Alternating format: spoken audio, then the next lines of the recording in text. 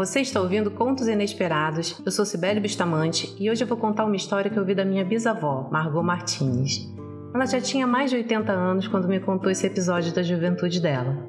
Talvez seja tudo verdade, ou talvez seja só um bordado bem feito sobre um tecido de imaginação. De qualquer forma, ela me contou como quem acredita.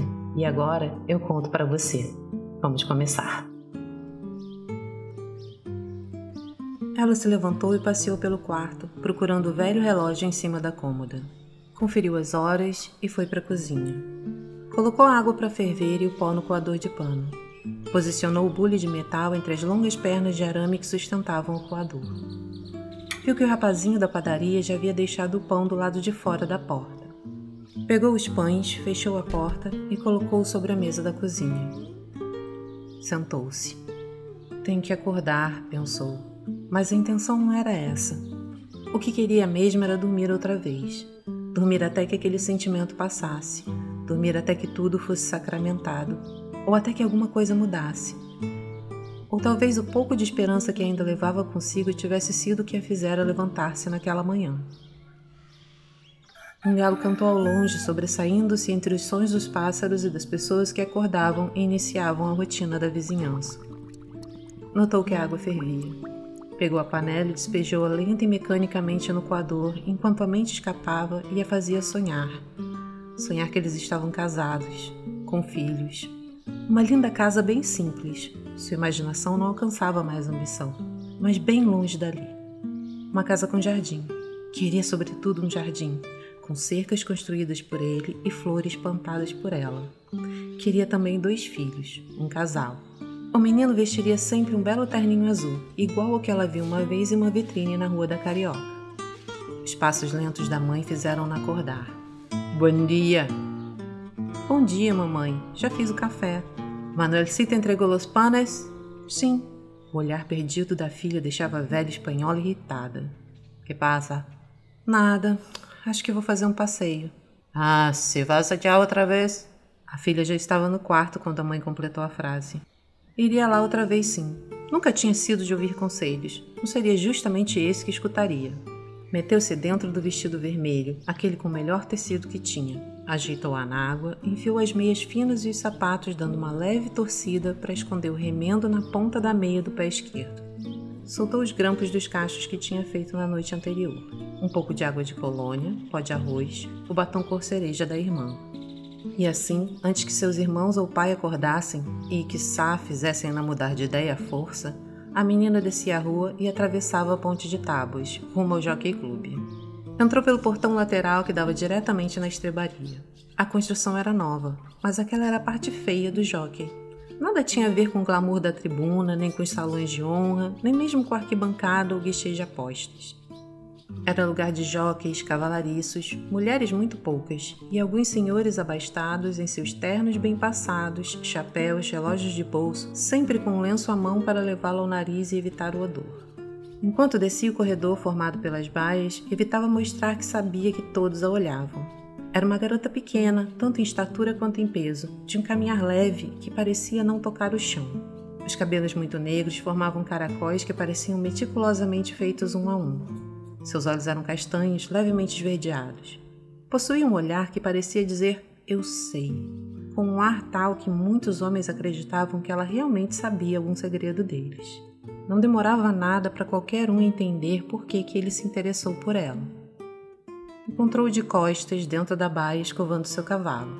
Por um instante pensou que ele conversava com o animal. Ela parou ali, em pé, a alguns metros de distância. E só então se deu conta de que não tinha nada para falar nem para fazer ali, com ele. Nesse momento, ele se virou e a viu. Poder-se-ia dizer que ele sentiu sua presença. Ou talvez ela tenha pensado assim só porque ele parecia romântico. O fato é que ele sorriu, e ela se aproximou. Estava pensando em ti. Sabia que te encontraria aqui a essa hora. Eu estava pensando que não te veria mais. A ideia não me agradava em nada. Ele abaixou a cabeça e apoiou os cotovelos na meia porta da baia. Era um homem franzino como todos os jockeys, não muito belo, mas apaixonado. Alguma coisa aqui dentro me dizia que ainda temos 2 dias. Ela indicava o próprio peito. E aí eu vim.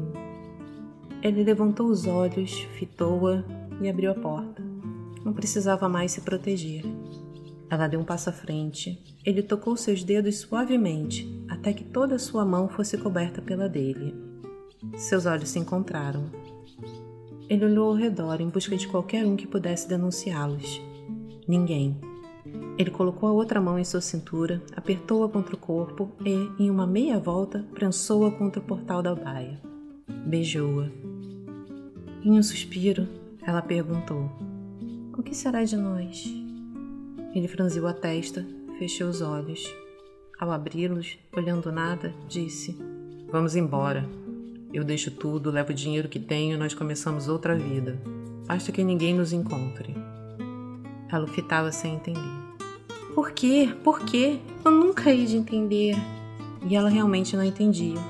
Não entendia por que, depois de meses, depois que já haviam passado de olhares a gracejos, dos passeios aos beijos e afãs, ele nunca a apresentara como noiva, ao menos como namorada, a ninguém. E, sobretudo, não entendia por que, depois de todos os momentos de prazer juntos, ela viria saber, pelos jornais, que ele logo se casaria com uma outra, uma filha de um investidor em cavalos.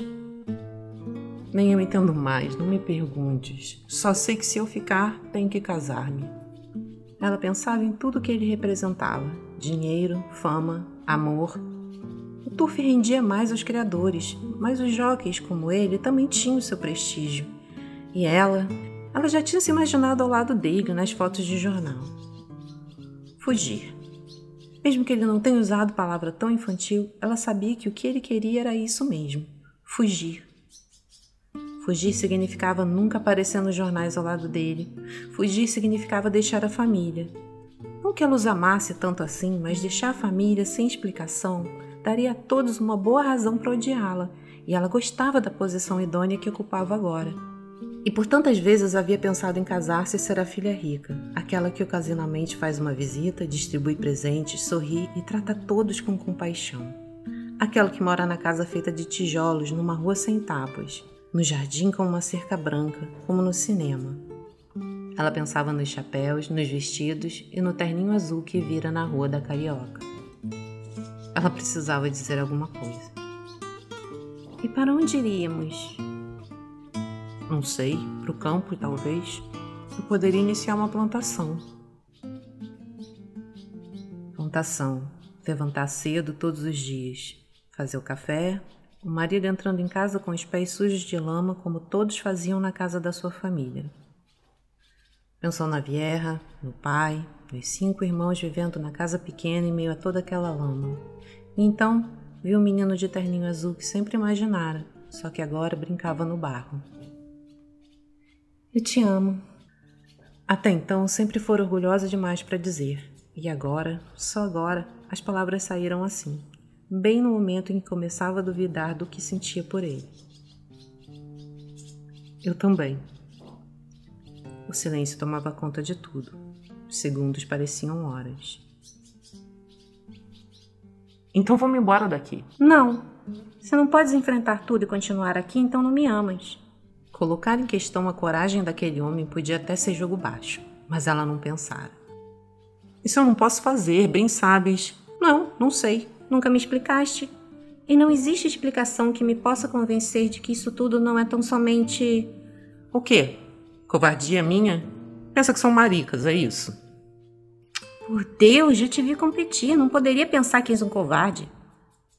Por isso creio que não me amas. Eu te amo. E é por isso que quero ir embora. Por ti tem coragem de deixar tudo que construí. Ela o fitava. E ali teve certeza. Aquilo não era coragem, era medo. Não era amor, era fuga. Olhou-o com firmeza e por fim disse: case-se. Deu-lhe as costas e foi-se embora. Desta vez, como em muito poucas outras, seus pés tocavam o chão.